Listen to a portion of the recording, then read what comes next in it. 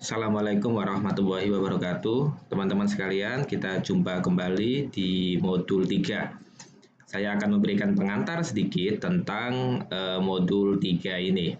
Modul 3 ini akan berbicara tentang rancangan penelitian survei. Ya, dalam penelitian survei yang saya jelaskan di modul 3 ini, ada dua rancangan yang saya kupas ya, yaitu survei deskriptif dan survei eksplanatory atau survei korelasional. Nah, teman-teman sekalian, dalam perbedaan dari namanya saja sudah berbeda ya. Jadi survei deskriptif ini adalah penelitian survei yang dilakukan yang bertujuan untuk memperkirakan atau mendeskripsikan setepat mungkin sifat atau karakteristik fenomena yang sedang kita teliti. Jadi kata kuncinya dalam survei deskriptif itu adalah mendeskripsikan setepat mungkin. Jadi survei ketika dilakukan misalkan tujuannya adalah untuk mendeskripsikan variabel, maka itu adalah penelitian survei. Nah, berbeda dengan maka itu adalah penelitian survei deskriptif. Berbeda dengan penelitian survei eksplanatory. Nah, penelitian survei eksplanatory ini adalah penelitian survei yang dilakukan untuk melihat hubungan antar variabel. Jadi, jika deskriptif itu hanya adalah untuk mendeskripsikan atau memperoleh gambaran setepat mungkin tentang variabel, nah, penelitian survei eksplanatory itu adalah untuk melihat hubungan antar variabel. Nah, oke, ini jika saya sandingkan perbedaan antara penelitian survei deskriptif dan penelitian survei eksplanatory. Nah, perbedaan keduanya adalah terletak pada, sebentar saya kasih tanda supaya mudah, pada poin 1 dan poin 5. Nah, sebentar ya teman-teman ya.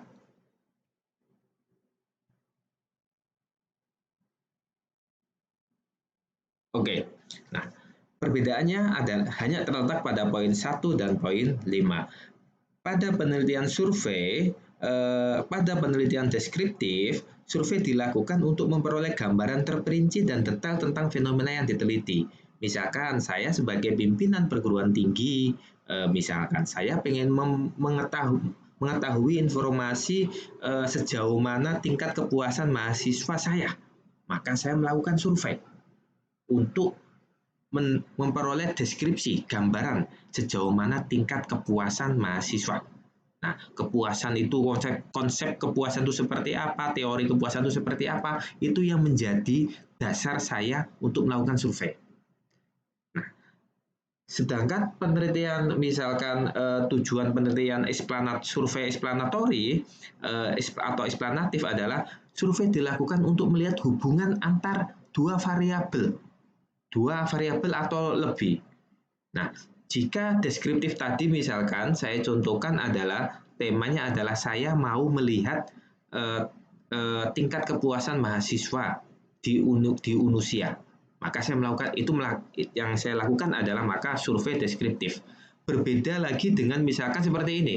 Saya ingin tahu apakah tingkat kepuasan mahasiswa di Unusia ini juga dipengaruhi oleh latar belakang tingkat perekonomian mahasiswa. Nah, itu berbeda lagi.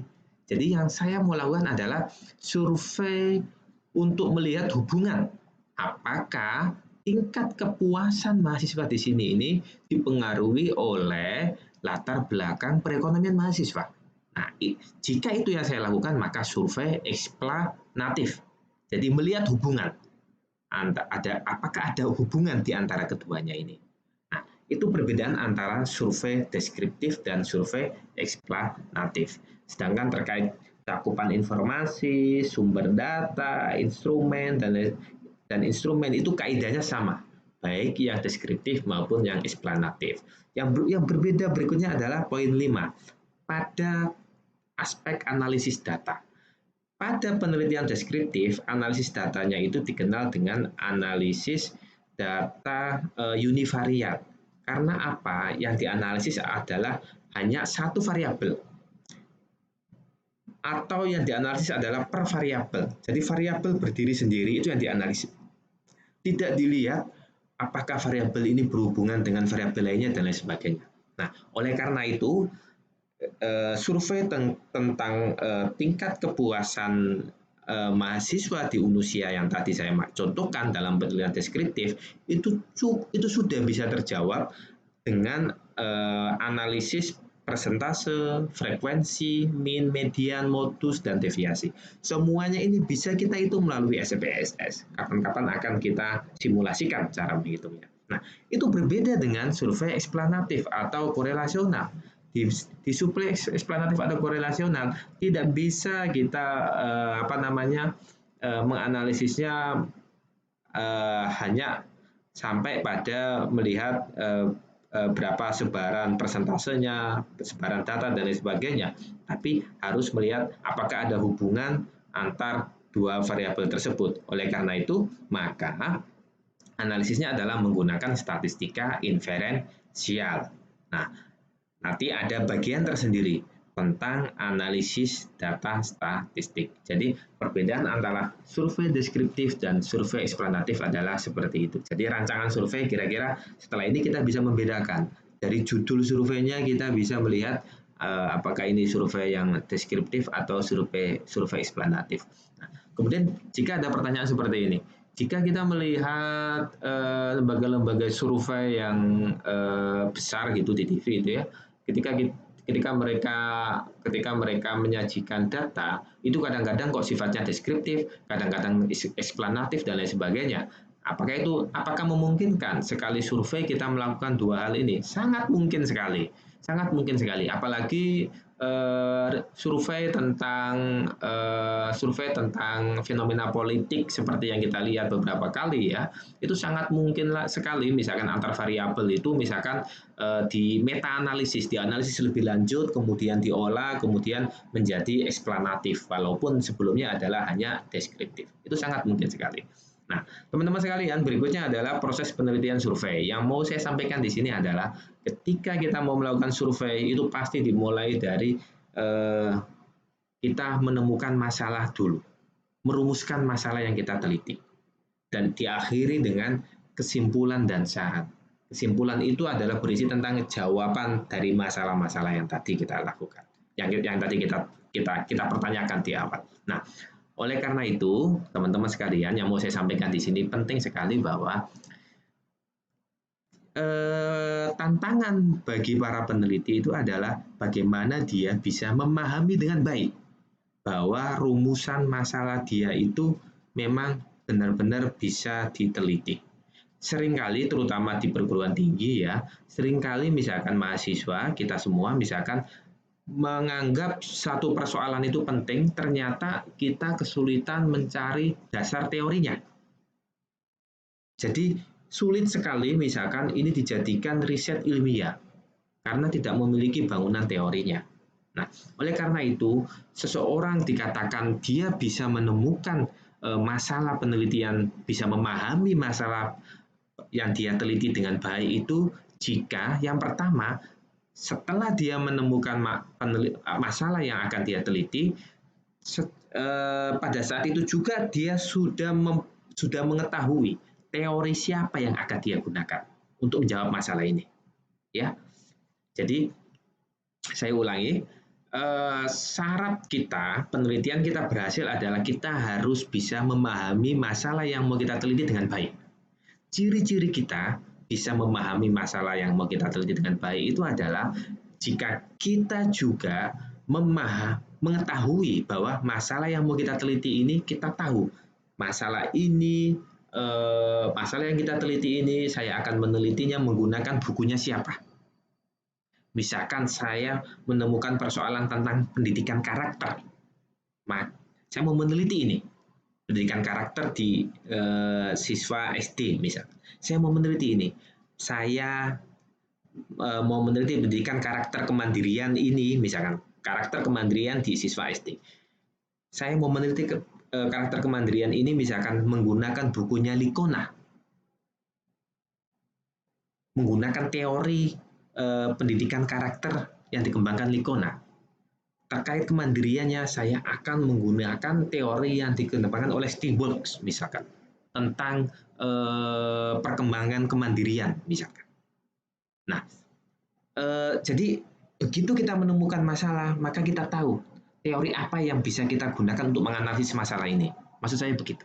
Nah, itu syarat pertama, itu ciri-ciri pertama orang memahami masalahnya dengan baik atau tidak. Ciri-ciri yang kedua adalah begitu dia tahu masalah penelitian yang mau dia teliti, maka dia bisa berpikir ke depan metodologi penelitian apa yang akan dia gunakan. Masalah saya ini cocoknya saya gunakan metodologi penelitian kuantitatif atau kualitatif ya. Itu sudah berpikir ke sana. Jangan sampai misalkan kita sudah bercerita ke banyak orang bahwa kita punya masalah yang kita teliti ya kan, kemudian ditanya kamu akan menganalisisnya pakai teorinya siapa? Oh siapa ya? Nah nanti masih belum saya cari. Nah itu berarti nggak bisa. Terus nanti metodologinya kuantitatif atau kualitatif, mana yang enak ya? Nanti saya pelajari dulu. Bukan begitu caranya. Jadi ketika kita menggali masalah itu sebaiknya juga kita menggali literatur dan juga kita menggali literatur tentang metodologi penelitian yang cocok itu seperti apa. Jadi ketika kita menggali masalah itu kita sudah memiliki pengetahuan tentang berbagai macam literatur dan juga memiliki pengetahuan informasi tentang berbagai macam metodologi penelitian yang bisa kita gunakan. Jadi begitu kita menemukan masalahnya, oh alah ini saya tahu ini menganalisisnya pakai bukunya siapa dan metodologi yang saya gunakan adalah metodologi kuantitatif misalkan. Oke, kuantitatifnya habis itu survei atau eksperimen misalkan. Kalau survei misalkan mau yang deskriptif atau explanatory misalkan. Kita sudah bisa ketika menemukan masalah itu kita sudah bisa berpikir regresif, berpikir ke depan. Apa yang relevan dengan teori apa yang relevan dengan masalah ini dan metodologi penelitian apa yang cocok untuk mengupas masalah ini. Nah, selanjutnya, yang lain-lainnya ini sudah saya jelaskan di modul dan teman-teman sekalian silakan dibaca apa yang dimaksud dengan populasi, rumusan hipotesis dan lain sebagainya. Dan terkait analisis metodologi penelitian kuantitatif nanti ada waktunya sendiri dikupas lebih mendalam, termasuk rumusan masalah dan masalah nanti akan kita ulang lagi. Saya kira itu pengantar dari saya untuk modul ketiga ini. Terima kasih. Assalamualaikum warahmatullahi wabarakatuh.